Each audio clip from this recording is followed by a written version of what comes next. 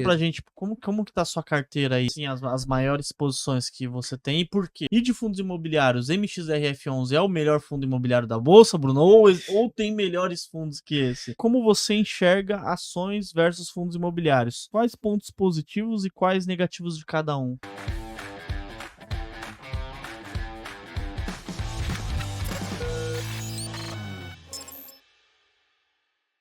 Em relação à sua à possibilidade financeira, né? Então eu acho que assim, esse trabalho, né, de incentivar a investir com pouco, ele é fundamental, porque na verdade quem mais precisa aprender sobre educação financeira é aquelas pessoas que na grande maioria das vezes tem pouco. Uma pessoa que tem muitos recursos financeiros, né, ela pode investir em outros negócios, pode eventualmente acumular com muita facilidade até na renda fixa e rapidamente chegar a 1 milhão, né?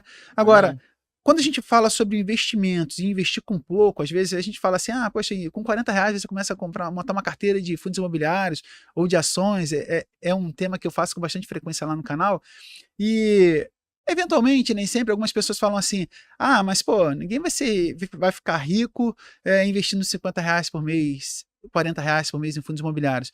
Mas isso pode ser só um catalisador para a pessoa se motivar cada vez mais, investir Sim. mais, e quem disse assim, quem disse que construir, por exemplo, um patrimônio de R$ 100.000 para uma determinada pessoa que está acostumada com um padrão de vida bastante simples e que nunca teve R$ 5.000 guardado, quem disse que isso para ele já não é riqueza, né? Verdade, verdade. Então, assim, talvez você não chegue a ser milionário, quem sabe, talvez seja, mas muitas pessoas não querem, ainda não vislumbram essa possibilidade ainda, porque sabem que mesmo antes de chegar a R$ 1 milhão, já terão um padrão de vida totalmente diferente, terão a sua vida financeira transformada, longe das dívidas e com um patrimônio, quem sabe de 300 mil, 400 mil reais, 100 mil reais, né? Verdade. Que vai ser muito significativo para essa pessoa. Então, existem pessoas hoje no Brasil de que uma renda mensal de R$ 1.500 já traria muito conforto de uma renda passiva. R$ 1.000, muito menos do que isso, R$ 500 para ajudar a pagar as contas, né? Sei lá, então assim, e não precisa ser milionário para isso. Não precisa ser Não precisa ser milionário. E como não precisa ser milionário para isso, não precisa aportar grande quantia de dinheiro para isso, né? Então, esse trabalho assim, de aportar pouco, R$ 50 por mês, R$ 100 por mês, menos do que isso, ele é muito significativo, né? Ele é muito significativo, pode ser um marco para uma transição de mudança de cultura, de pensamento, que vai fazer a pessoa hoje começar com 10, com R$ 20, depois está aumentando para 60, poxa, está caindo mais rendimento, poxa, eu vou aumentar para 150 agora, né? Aquele bicozinho que eu faço no final de semana, eu vou investir todo no meu 13º. Então, existe um efeito em cascata ali, de que é possível, né? De que pode transformar a vida financeira da pessoa significativamente e definitivamente, né? E não é só os R$ 50 em si, né, Bruno? É a mentalidade, igual você falou. Sim. A mentalidade acaba mudando demais, né? A partir do momento que você começa a entender que, pô, eu coloquei R$ 50 lá, mês que vem eu já vou receber uma graninha ali de dividendos, você fala assim, meu, então se eu tiver tantas vezes R$ 50, eu vou receber tantos dividendos. E você já começa a ter um olhar de investidor pensando a longo prazo, renda passiva, né? Exato. E é igual você falou R$ 1.000. Eu tenho bastante seguidor que já recebe 1.000, 2.000, 3.000. Eles falam assim, ah, Alan, mas eu só recebo 1.000 e poucos reais. Você já parou pra pensar que o que você recebe de renda passiva, uma pessoa tem que pegar o ônibus lá e às vezes 1 hora, 2 horas, chegar no serviço, trabalhar o dia todo, voltar. Às vezes o serviço não é fácil. Para receber 1.000 e poucos reais e você já recebe de renda passiva? Existe, Eu sempre dou esse exemplo. Eu falo, meu, e a Sim. pessoa que ganha 1.000 e pouquinho ali? Sim, não, esse tipo de reflexão, ele é importante porque nem sempre você precisa construir, isso é importante, a renda passiva necessária para você parar de trabalhar. Como você falou, né? Tem muitas pessoas que trabalham em uma condição de trabalho estressante, muito cansativa, privativa. Às vezes a pessoa não tem tempo para passar um tempo de qualidade com os filhos, com a esposa, porque acorda 4 e pouca da manhã para trabalhar e chega em casa 10 horas da noite. Quando chega de noite, tem que jantar e dormir, descansar. Às vezes, final de semana, às vezes até enfrenta uma dupla jornada, ela faz um trabalho extra e tudo mais. Mas você investir ao ponto em que vai gerar para você uma renda de R$ 1.000, 1.500, pô, daqui a pouco, até você se aposentar, gerou uma renda de, sei lá, quem sabe, de R$ 3.000, mesmo investindo muito pouquinho. Imagina os juros compostos, né? Quanto isso não vai ajudar ele na aposentadoria? É. Né? Tendo uma renda adicional de, mas eu preciso de de 6 mil reais para viver bem. Bom, então se você tiver uma aposentadoria de 3 e ganhando 3 de rendimento, pronto. Resolveu a tua vida? Né? Então, vale a pena começar com um pouco, vale a pena pensar sobre esse tema, porque para mim, sendo bastante honesto mesmo e franco, foi a única oportunidade que eu vi para mudar minha vida financeira e mudou, sabe? Não é teste, não é crença, não é uma aposta. Eu acreditei, estudei sobre isso, me empolguei bastante sobre investimentos e mudou minha vida financeira, né? Mudou minha vida financeira. A gente hoje tem muito mais controle sobre o nosso consumo, tem toda um compilado de aprendizagem, né, quando você começa a se interessar por investimentos e pelo tema da educação financeira. Então você melhora o teu consumo, melhora a maneira de investir. Então tem uma série de coisas que contribuem para você ter uma vida melhor, tudo isso por causa do hábito de ter começado a investir com pouquinho, bem pouco, né? Eu falo lá que comecei lá no canal a investir com R$ 500, mas não sei se isso é correto falar que eu comecei com 500. Eu comecei, na verdade, pensando primeiro sobre a necessidade de investir, aí acumulei primeiro os R$ 10, R$ 100, R$ 200, R$ 300, e aí mandei meus R$ 500 pela primeira vez para a corretora, experimentei, né? Então, assim, os R$ 500 não surgiu de uma hora para outra, né? Então, eu comecei a investir com R$ 500, sim, mas até eu juntar os R$ 500, eu precisei fazer sobrar 50, sobrar 100, sobrar 200, né? Então, é importante, sim, pensar desde cedo, mesmo que seja com poucos recursos, porque o potencial de você construir algo importante demais para você e para sua prole, né, para os seus filhos, para os seus netos, é muito grande, né? Bruno, gostaria de saber como você enxerga ações versus fundos imobiliários. Quais pontos positivos e quais negativos de cada um? Dá uma pergunta um pouquinho, né? Sim, não acho que tem ponto negativo, não. É interessante, sim, ter exposição tanto a fundos imobiliários quanto a ações, né? Fazendo uma correlação entre os produtos, né? Bom, em fundos imobiliários você está investindo no mercado imobiliário brasileiro, tem regularidade em recebimento de rendimento. De alguma forma, em certa medida, é mais simples escolher um fundo imobiliário, né? É mais fácil analisar. Tem uma porta de entrada muito acessível, fundos imobiliários a partir de R$ 10, né? Então tem assim, um grande motivo para você investir nessa classe de investimentos, fundos imobiliários. É mais fácil de analisar e o acesso é muito simples, né? A partir de R$ 10. Em relação a ações, eu gosto bastante também porque existe um grande potencial de valorização. Então você tem a possibilidade de participar de negócios, comprando um pedacinho de uma empresa, colocar seu dinheiro para trabalhar, e assim como fundos imobiliários também. Então, os dois têm pontos positivos e talvez para o investidor iniciante, o ponto negativo de ações é de que, pela natureza do mercado, é uma classe de ativos que tem uma volatilidade maior. Então, o investidor iniciante pode se sentir um pouquinho tenso em relação a experimentar e investir no mercado de ações no Brasil, mas eu acho que isso não é motivo suficiente para o investidor iniciante travar e não investir em uma classe de ativos que tem muito potencial, né? Fundos imobiliários, se tem algum ponto negativo, sinceramente não consigo enxergar, né? É a possibilidade de você investir no mercado imobiliário, como eu falei, né? Com muito pouco e tem alta liquidez. Então, se você tiver um imóvel e alugar, você talvez eventualmente tenha dor de cabeça com um inquilino, tem a manutenção do imóvel, o imóvel não é líquido, né? Então não é fácil vender um imóvel. Então, é isso aí. São duas classes de ativos que têm pontos bastante positivos, na minha opinião, né? E eu acho importante ter exposição a essas duas classes, não só investir em fundos imobiliários, por mais que, é claro, né, um investidor iniciante escolha inicialmente investir apenas em fundos imobiliários. Eu acho muito válido, acho legal começar, porque é uma classe de investimento que tem uma volatilidade menor, então pode ser mais amigável para o investidor iniciante. Mas eu sempre aconselho lá no canal o investidor a pensar também em investir não só em ações de empresas brasileiras, mas também em ações de empresas americanas também. Ô Bruno, e você gosta bastante de fundos imobiliários e ações também?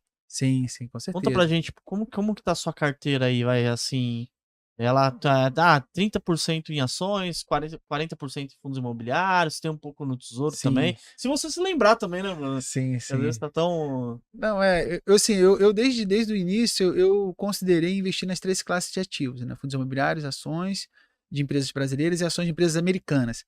Então, eu obedeço esse padrão desde o início, né? Praticando ali a alocação de ativos. Então, tem várias ações. Hoje, no começo, comecei comprando BOVA11 bastante, até ter um certo capital para poder gerar uma diversificação em ações. Eu achei que dava para ser assim, né? Enquanto eu estudava, enquanto eu aprendia sobre ações, analisar ações, eu podia montar uma posição ali de BOVA11 tranquilamente, né? E ter uma exposição à Bolsa Brasileira, ao mesmo tempo que comprava, por exemplo, IVVB11, o ETF, para poder replicar o SP500 e ter uma exposição ao mercado americano e comprava alguns fundos imobiliários, comecei com 4. Hoje, minha carteira continua exatamente do mesmo jeito, mas só que de uma forma diferente, não tem BOVA11, tem ações. Então, hoje eu tenho várias ações e hoje eu tenho aproximadamente 18 ações na minha carteira de Quais empresas são, brasileiras. assim, as maiores posições que você tem e por quê? Sim, Legal. assim, o meu modelo de carteira, né, o que eu achei que para mim funcionaria melhor é não ter exposição exagerada em nenhuma ação. Então, assim, não tenho Ah, maior legal. posição em uma determinada empresa. O que eu faço é escolher entre várias empresas que eu considero interessantes, né? Então, faço uma seleção utilizando algumas premissas ali, tento encontrar ali as empresas mais interessantes que justificam o investimento, tem potencial de valorização, tem uma dívida controlada, tem uma série de premissas ali, fatores que tornam elas interessantes para mim, e o que eu faço? Eu divido o meu recurso financeiro entre essas empresas. Então, eu aposto em todas elas. Eu considero Todas elas de uma vez. todas elas interessantes. Então, eu divido o recurso financeiro entre essas ações com o mesmo peso. Porque quando você escolhe, né, no meu modelo de escolha de ações, quando você escolhe ações e considera que todas elas são interessantes, ainda assim você não tem certeza de qual que vai se valorizar mais. Então, Sim. é arriscado para mim colocar mais dinheiro em Taurus do que colocar menos na Petrobras, colocar mais em Petrobras e colocar menos dinheiro, sei lá, na Unipar, alguma coisa assim, né? Então, eu considero que a melhor estratégia é você utilizar dessa diversificação e alocação distribuída para poder eh, tomar decisões ainda de forma mais clara. Então, quando você vê que uma ação, de repente, ali se desvalorizou um pouquinho, você aporta mais um pouquinho nela. Quando outra se valorizou um pouquinho mais, você realiza o lucro de um pedacinho, quem sabe de todas, né? Algumas empresas, eventualmente, eu também não sou muito apegado a empresas, né? Então, existe, assim, uma visão de investidor de longo prazo, buy and hold, muito comum na bolsa de valores, né? E por muitos investidores, eu acho isso muito válido, eu acho legal, mas eu adoto a estratégia de não me apegar afetivamente a nenhuma empresa. Quando eu acho que ela realmente entregou aquilo que eu esperava, que eu gostaria, às vezes até me surpreendeu em relação ao retorno, eu não sou muito conservador em relação a me desfazer dela. Não, tá na hora de desfazer mesmo, tá na hora de procurar uma empresa mais interessante. Já fiz isso com algumas empresas. Então, acontece de eu vender uma ação, né, às vezes até toda a posição, encerrar a posição e depois voltar a comprar ela quando ela está com preço mais interessante, né? Então, às vezes tá com preço mais interessante, você vai lá e compra ela. Isso aí, isso aí. E qual que é o.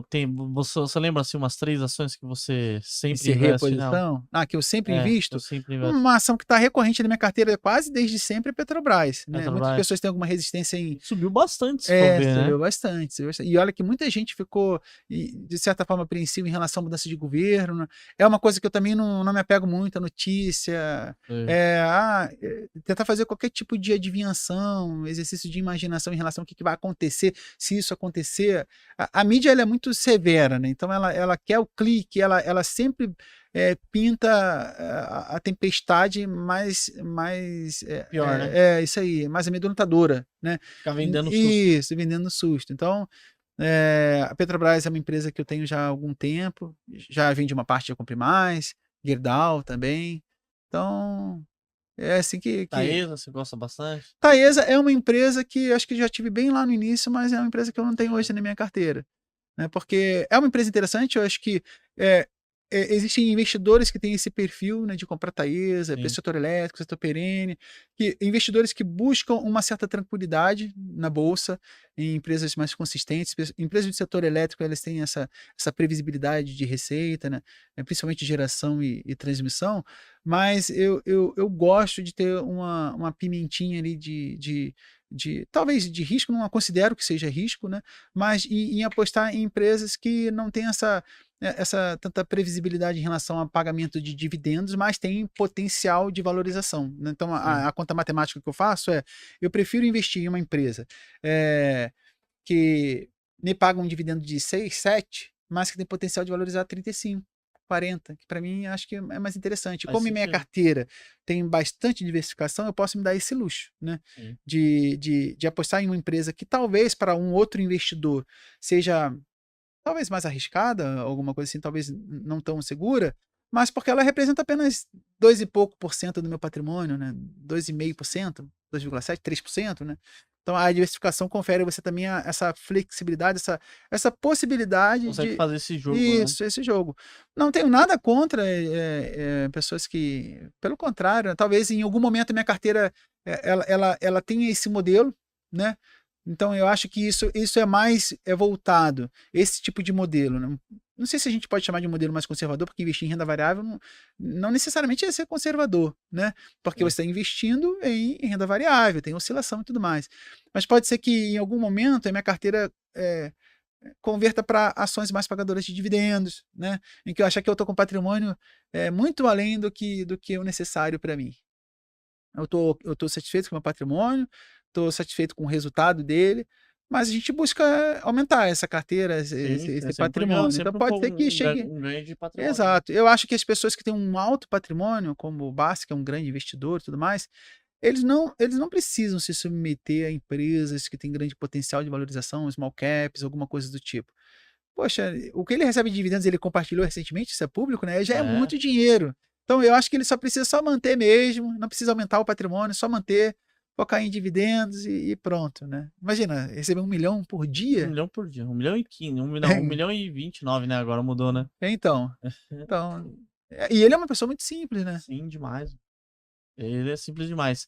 E de fundos imobiliários, MXRF11 é o melhor fundo imobiliário da Bolsa, Bruno? Ou tem melhores fundos que esse? É um vídeo que você fez, né? É até arriscado, né? Falar de que ele não é o melhor fundo imobiliário da Bolsa, porque gosta muito, né? Gosta muito, e tem motivo para gostar, né? Um fundo imobiliário de base 10, muito popular, e faz muito sentido gostar muito do MXRF11. Foi meu primeiro contato com fundos imobiliários, um deles foi MXRF11. Mas certamente tem fundos imobiliários hoje que tem um preço sobre valor patrimonial mais interessante, né? O MXRF11 hoje, ele sofre de ter sido tão bom e a ponto de ser muito procurado, e o preço dele ficou um pouquinho esticado, né? Então eu fiz até um vídeo recente lá no canal de fundos imobiliários que tem base 10 também, que hoje são interessantes. Agora, dá para incluir ele também na carteira? Dá, porque ele já não tinha um preço assim tão interessante há um ano atrás, ele teve um ótimo ano, o MXRF11, né? Então tem outros fundos imobiliários interessantes sim, eu acho assim, bastante interessante a ideia de ter vários fundos imobiliários na carteira, principalmente para quem investe só em fundos imobiliários. Então a questão é, compre o imobiliário MXRF11, mas também compre outros também interessantes, tão interessantes quanto o MXRF11, e alguns até mais interessantes que estão um pouquinho mais descontados, também entregando rendimento interessante, né? Fundos imobiliários também de tijolos, né? Logísticos, então faz muito sentido também escolher outros, além do MXRF11, que é bem queridinho, né?